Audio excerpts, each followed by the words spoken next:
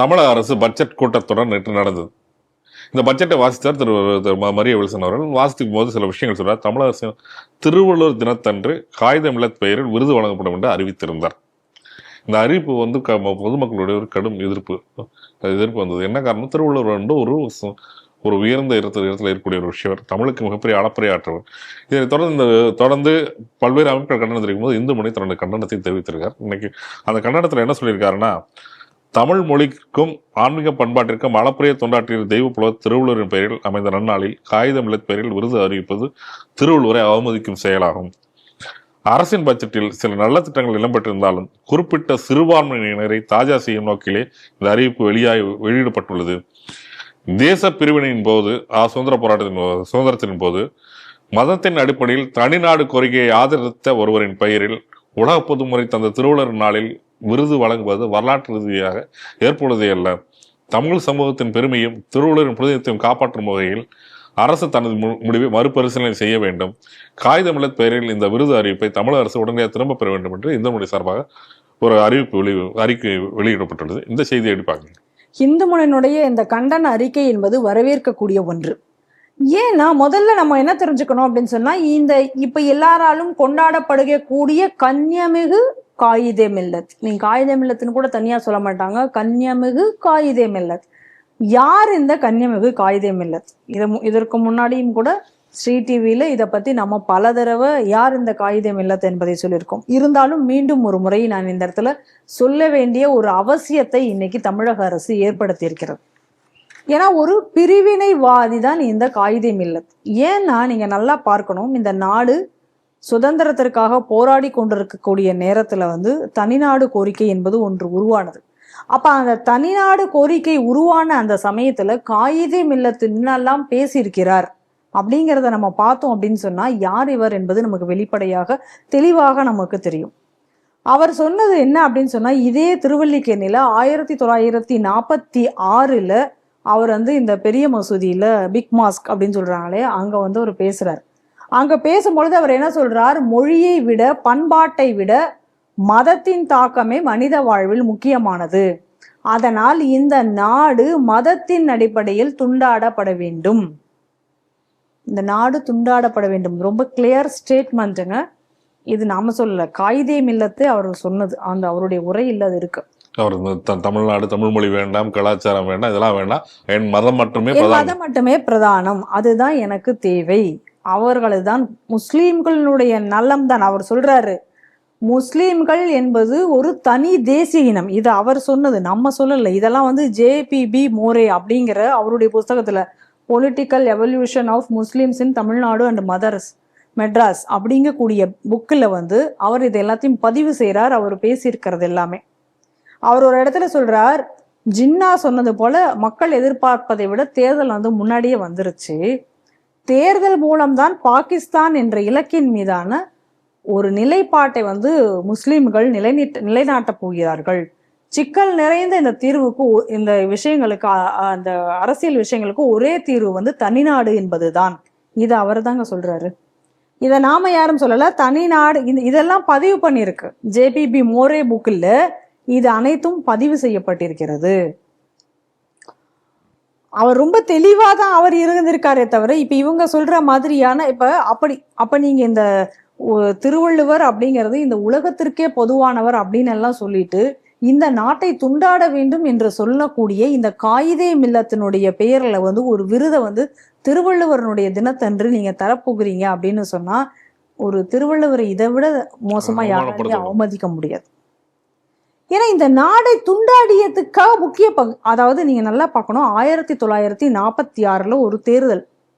இந்த தேர்தல் தான் இந்த நாடு துண்டாடுவதற்கு அடித்தளமாக அமைந்தது. அந்த தேர்தல் பொழுது அப்போ என்ன அப்படி இருந்தது அப்படின்னு சொன்னா, அந்த துலுக்கர்களுக்கு அப்படின்னு சொல்லிட்டு இந்த ஓட்டு இதுல அவங்களுக்கு தனி தொகுதி, அதே போல அந்த தொகுதிகளில் அதே போல இரட்டை வாக்கு முறை அதெல்லாம் அன்றைக்கு இருந்தது. அதனுடைய அடிப்படையில் 28 தொகுதி தமிழகத்துல இருக்கிறது. அப்ப அந்த 28 தொகுதிகளிலும் நீங்க பாருங்க, அகண்ட இந்துஸ்தானம் அமைய வேண்டும், இந்தியா ஒரே நாடாக இருக்க வேண்டும் அப்படிங்கக்கூடிய ஒரு கோரிக்கையில அன்னைக்கு வந்து தேர்தலை செஞ்சிட்டது அன்னைக்கு இருந்த தேசிய காங்கிரஸ். இன்னைக்கு இருந்த காங்கிரஸுக்கும் அதுக்கு சம்மந்தம் இல்லை, நல்லா புரிஞ்சுக்கணும். அன்னைக்கு இருந்த தேசிய காங்கிரஸ், இன்னைக்கு இருக்கிறது இத்தாலி காங்கிரஸ், அதை விட்டுருவோம். அன்னைக்கு இருக்கக்கூடிய தேசியவாத காங்கிரஸ் அந்த கோரிக்கையில் அந்த அடிப்படையில் தேர்தலை சந்திக்கிறாங்க. முஸ்லீம் லீக் எதன் அடிப்படையில் தேர்தலை சந்திக்கிறாங்க அப்படின்னு சொல்லி நீங்க பாத்தீங்க அப்படின்னா, பாகிஸ்தான் தனிநாடு, இந்தியா பாகிஸ்தான் தனிநாடு கோரிக்கை அடிப்படையில் வச்சு முஸ்லீம் லீக் தேர்தலை ஃபேஸ் பண்றாங்க. இந்த தேர்தலுக்காக அதிக அளவில் உழைத்தவர் தான் இந்த கன்னியமிகு காயிதே மில்லத். அப்ப அந்த 28 தொகுதிகளிலும் முஸ்லீம் லீக் மட்டுமே வெற்றி பெறுகிறார்கள். அவர்தான் பிற்காலத்தில் இந்தியன் யூனியன் முஸ்லீம் லீக்கா மாறுறாங்க. இதே அன்னைக்கும் இந்தியன் யூனியன் முஸ்லீம் தான், முஸ்லீம் லீக் இப்ப இந்தியன் யூனியன் முஸ்லீம் லீக், அவ்வளவுதான் வித்தியாசம். ஏன்னா அது இன்னைக்கு அவங்களும் ஒத்துக்கிட்டு இருக்காங்க. எப்படி ஒத்துக்கிட்டு இருக்காங்க அப்படின்னு சொல்லி பார்க்கும் பொழுது, இந்த வந்தே மாதரம் பாடல்களை பாட வேண்டும் என்ற கூடிய விஷயம் வரும் பொழுது, வந்தே மாதரம் பாடலை நாங்கள் பார்க்க முடியாது, பாட முடியாது, சுதந்திரத்திற்கு முன்னாடியும் நாங்கள் தான் இதை எதிர்த்தோம், சுதந்திரத்திற்கு முன்பே நாங்கள் தான் எதிர்த்தோம், இப்பொழுதும் அதே நிலைப்பாட்டில் தான் இருக்கோம். அப்ப வெவ்வேறு இல்லை, அவங்க தான் இவங்க தான் அவங்க, ரொம்ப தெளிவா அவங்களே வாக்குமூலம் கொடுத்திருக்காங்க. அப்ப அன்றையிலிருந்து இன்றைய வரைக்கும் இன்னைக்கு இவர்கள் தனிநாடு என்ற ஒரு கோரிக்கையை தான் இன்னைக்கு இழந்து கொண்டிருக்கிறார்கள். இன்னொரு முக்கியமான விஷயம், இந்த காயிதே மில்லத்தை பத்தி நம்ம தெரிஞ்சுக்க வேண்டியது என்ன அப்படின்னா, இந்தியாவிலேயே மிகப்பெரிய ஒரு கரும்புள்ளி, அதாவது ஒரு இந்து மக்கள், அப்படி அந்த இந்துக்கள் இனமே அன்றைக்கு அந்த அவ்வளவு தூரம் கொல்லப்பட்ட ஒரு நாள், ஒரு பெரிய கரும்புள்ளியான ஒரு நாள் இந்த வரலாற்றிலேயே சொல்லணும்னா பிளாக் டேன்னே சொல்லலாம். அது என்னைக்குன்னா டைரக்ட் ஆக்ஷன் டே, நேரடி போர் அப்படின்னு சொல்லிட்டு நேரடியாக அப்படின்னு சொல்லி நடத்தினாங்க. எல்லா இடத்துலையும் நாடு முழுக்கும் நடத்தப்பட்டது. அதுல ரொம்ப மோசமாக பாதிக்கப்பட்ட இடம் நவகாலி, இது நமக்கு தெரிஞ்சது. அதுக்கு தமிழகத்துல தலைமை தாங்கியவர் யார்? இந்த டைரக்ட் ஆக்ஷன் டேக்கு தமிழகத்துல தலைமை தாங்கியவர் யாருன்னு கேட்டீங்கன்னா, இந்த நீங்கள் எல்லாராலும் கொண்டாடப்படுகிற கண்ணியமிகு காயிதே மில்லத். ஆமா, அவருடைய கண்ணியம் இதுதான் அவருடைய கண்ணியம். ஆனா இந்த நாடு துண்டாடப்பட வேண்டும், இந்த நாடு துண்டாடப்படுவதற்காக என்னெல்லாம் பேசினாரோ, எப்படியெல்லாம் அந்த துலுக்கர்களை ஆர்கனைஸ் பண்ணாரோ, அவருக்கு இந்த நாடு கௌரவம் என்ன பண்ணியிருக்கிறது, என்ன பனிஷ்மெண்ட் கொடுத்திருக்குன்னா கண்ணியமிகு அப்படிங்கிற ஒரு அடைமொழியை கொடுத்திருக்கிறது. இன்னைக்கும் கண்ணியமிகு காயிதே மில்லத் என்கிற பெயர்ல இன்னைக்கும் இதை வந்து இவர்கள் பேசிக்கொண்டிருக்கிறார்கள். ரொம்ப தெளிவாக சொல்றாருங்க, முஸ்லிம்கள் ஒரு தனி தேசிய இனம், முஸ்லிம்களுக்கென்று தனி நாடு அப்படிங்கக்கூடியதுல ஒரு நியாயம் இருக்கிறது. பாகிஸ்தானத்தில் இருக்கக்கூடிய முஸ்லிம்களும் சரி, இந்துஸ்தானத்தில் இருக்கிற முஸ்லிம்களும் சரி, பாகிஸ்தான் என்ற நாடு உருவானதை வரவேற்கிறார்கள், அதை மிகவும் மதிப்பு மிக்கதாகவும் பெருமைக்குரியதாகவும் பார்க்கிறார்கள். பாகிஸ்தானை நாம் அடைந்தது மகிழ்ச்சி, இது அவர் சொல்றது.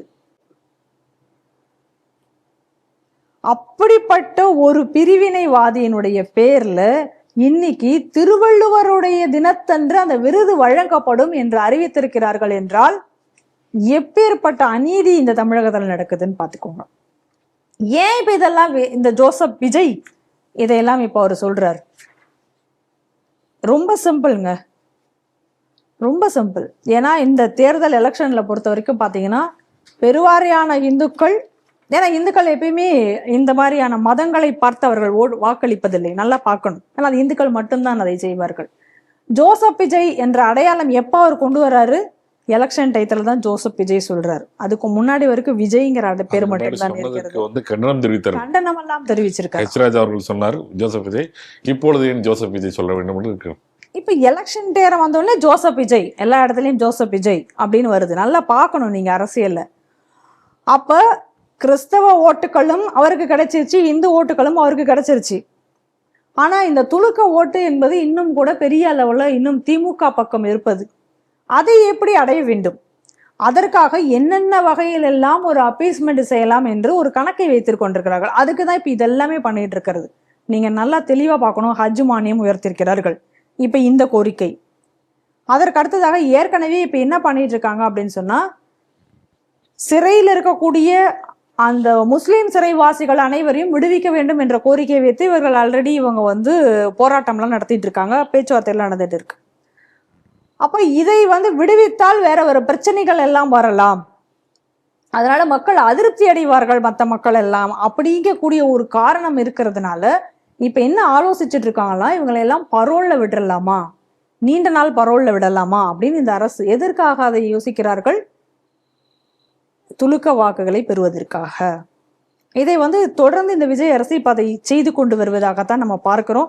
இதை ஏற்கனவே அந்த செய்தி வந்தபோது கூட நம்ம இதை சொல்லியிருந்தோம். துலுக்க ஓட்டுகளுக்காக இன்னைக்கு இந்த மாதிரியான ஒரு செயலை கூட இப்ப அவர்கள் செய்வதற்காக ஆலோசித்து வருகிறார்கள் கூடிய செய்திகள் எல்லாம் இன்னைக்கு நம்ம வெளியில வர்றது நம்ம பார்க்கிறோம். அப்ப அந்த மாதிரியான ஒரு அப்பீஸ்மெண்டினுடைய உச்சத்தினுடைய ஒரு விஷயம் தான் இன்னைக்கு நடந்திருக்கிறது. இந்த காயிதே மில்லத் அப்படிங்கக்கூடியவர் ஒரு மிகப்பெரிய ஒரு தேச துரோகி மட்டுமல்லாமல் ஒரு பிரிவினைவாதி, ஒரு அடிப்படை சித்தாந்த கருத்துக்களை ஏற்கொண்டவர் அப்படின்னு சொல்லி இன்னைக்கு காலமாக இங்க வந்து இந்து முன்னணி தான் வந்து இதற்கான ஒரு போராட்டத்தை முன்னெடுத்து கொண்டிருக்கிறது. ஏற்கனவே இந்த தமிழகத்துல இந்த காயிதே மில்லத் பெயரை வைத்து பல பிரச்சனைகள் வந்தது. என்ன அப்படின்னு சொன்னா, திண்டுக்கல் மாவட்டத்தினுடைய பெயரை காயிதே மில்லத் மாவட்டம் என்று கொண்டு வர வேண்டும் என்பதற்காக ஒரு முயற்சி நடந்தது. அப்ப அந்த முயற்சி நடந்த பொழுது அவங்களுடைய முன்னாள் அமைச்சர் மத்திய அமைச்சர் திரு பொன் ராதாகிருஷ்ணன் அவர்கள் அப்ப இந்து முன்னணியில இருந்த சமயத்துல கோபால்ஜி அவர்களுடைய அந்த தலைமையில அப்போ ஒரு மிகப்பெரிய போராட்டத்தை நடத்தினார்கள். இந்த மாவட்டத்தின் பெயர் திண்டுக்கல் என்ற பெயரை மாற்றக்கூடாது, காயிதே மில்லத் என்ற தேச துரோகியின் பெயர் இங்கே வைக்கக்கூடாது என்பதற்காக அவர் அப்போ இந்த கொடைக்கானல் ஒன்றியம் மற்றும் நகர்பகுதிகளில் 10 நாள் பாத யாத்திரை நடந்தார்கள். அதே போல அவரோட சேர்ந்து பலர் அந்த மாதிரி அன்னைக்கு வந்து ஒரு மிகப்பெரிய பாத யாத்திரை நடத்தி மிகப்பெரிய ஒரு போராட்டத்தை அன்னைக்கு இந்து முன்னணியின் தலைமையில ராமகோபாலன்ஜி அவர்களுடைய தலைமையில அது நடந்தது. அன்னைக்கு அதனுடைய விளைவாக அன்னைக்கு வந்து அந்த காயிதே மில்லத் மாவட்டம் என்ற பெயர் சூட்டுவது வந்து தடுத்து நிறுத்தப்பட்டது. அப்ப அன்றிலிருந்து இன்று வரைக்கும் இந்து முன்னணி என்ற அந்த பேர் இயக்கம் ஒரு தேச துரோகி மற்றும் பிரிவினைவாதியாக இருக்கக்கூடிய இந்த காயிதே மில்லத் என்கிற பெயரை சூட்டக்கூடாது என்பதற்காக தொடர்ச்சியாக போராடி வருகிறார்கள். அதனுடைய ஒரு அங்கமாக தான் இன்னைக்கும் அவர்கள் உடனடியாக கண்டன அறிக்கை என்பதை வெளியிட்டிருக்கிறார்கள். அதனால திருவள்ளுவர் என்பவர் இந்த நாடு இந்த தமிழனுடைய ஒரு அடையாளமாக இருக்கக்கூடியவர். ஆனா இவங்க என்ன சொல்றாங்க, எங்களுக்கும் தமிழர் என்ற இனம், தமிழ் மொழி என்ற இனம், மொழி அதெல்லாம் கிடையாது, மொழியை கூட எடுத்துக்க மாட்டோம், பண்பாட்டை இந்த நாட்டினுடைய பண்பாடும் எங்களுக்கு தேவையில்லை, எங்களுடைய மதத்தினுடைய இதுதான் முக்கியம் அப்படின்னு சொல்லக்கூடியவரை ஒரு தமிழர்களுக்கு என்று இன்னைக்கு பெருமிதமாக சொல்லிக் கொள்ளக்கூடிய தமிழர்களுடைய அடையாளமாக உலக அளவில் இன்னைக்கு தமிழர் பெருமையை கொன்று சேர்த்த ஒரு மிகப்பெரிய ஒரு நீதி நூலை இன்னைக்கு கொடுத்த ஒரு திருவள்ளுவரை அவருடைய ஒரு நன்னாள்ல இந்த மாதிரியாக அவர் பேர்ல கொடுக்கிறது என்பதை யாராலும் இங்கு ஏற்றுக்கொள்ள, எந்த ஒரு தேசியவாதிகளாலும் இதை வந்து ஏற்றுக்கொள்ள முடியாத ஒரு விஷயமாக இருக்கிறது. ஏன்னா திருவள்ளுவருடைய கருத்துக்களை இவர்கள் ஏற்றுக்கொள்ள போகிறார்களா? நிச்சயமாக கிடையாது. அதனால இந்த தமிழக அரசு உடனடியாக பின்வாங்க வேண்டும். இந்த மாதிரியாக ஒரு துலுக்கர்களுக்காக நீங்க போய் உங்களுடைய ஓட்டுகளுக்காக ஒரு அப்பீஸ்மெண்ட்டுக்காக தேசத்திற்கே நீங்க வந்து துரோகம் செய்தவர்கள் எல்லாம் நீங்கள் இன்னைக்கு முன்னிறுத்தி நீங்கள் வந்து செயல்பட்டு கொண்டிருப்பது என்பது ஒரு தேசத்திற்கு அழகல்ல அப்படின்னு தான் இதை நம்ம பார்க்கணும். உடனடியாக இந்த தமிழக அரசு இதை பின்வாங்க வேண்டும் என்ற கோரிக்கையை நாம் இங்கே வைக்கிறோம். இதன் மூலமாக இந்த அரசியல்வாதிகள் இங்க என்ன சொல்ல விரும்புறாங்க, என்ன நிலைநாட்ட விரும்புகிறார்கள் என்று நம்ம இங்க பார்த்தோம்னா, ஒரு பிரிவினைவாதியோ அல்லது ஒரு பயங்கரவாதியோ இவங்கெல்லாம் தான் இன்னைக்கு வந்து துலுக்கர்களுக்கு ஒரு தலைவர்களாக அடையாளம் காணக்கூடிய ஒரு சூழ்நிலை இன்னைக்கு இங்க இருக்கிறது. அவர்களை ஊக்குவிக்கும் விதமாக இருக்கிறது இந்த செயல்பாடுகள் எல்லாம். அதனாலதான் இந்த செயல்பாடுகளை நாம் வந்து மிகவும் எதிர்ப்பதற்கான ஒரு காரணமே இதுதான். ஒரு அப்துல் கலாம் பேர்ல ஒரு விருது கொடுத்தா நம்ம இதை வரவேற்கத்தான் போகிறோம். ஏன்னா ஒரு அப்பழுக்கற்ற ஒரு தேசியவாதி. ஆனால் இவர்கள் ஏன் இந்த மாதிரியாக இந்த அரசியல்வாதிகள் தேசியவாதிகளை முன்னிறுத்தாமல் இந்த மாதிரியான பிரிவினைவாதிகளை முன்னிறுத்துகிறார்கள் அப்படிங்கிற கேள்விதான் நம்ம வந்து மீண்டும் மீண்டும் நம்ம இங்கே கேட்டுக்கொண்டிருக்கிறோம். இந்த மாதிரியாக இவர்கள் பிரிவினைவாதிகளை முன்னிறுத்த அவர்களுடைய கருத்துக்களுக்குத்தான் வலு சேர்க்கும் விதமாக இங்கே இருக்கிறது. மீண்டும் இங்கே ஒரு பிரிவினைவாதம் தலை தூக்குவதற்கான ஒரு வலு சேர்க்கும் விதமாகவும் இவை அனைத்தும் அமைகிறது என்பதே நம்மளுடைய கருத்தாக இருக்கிறது.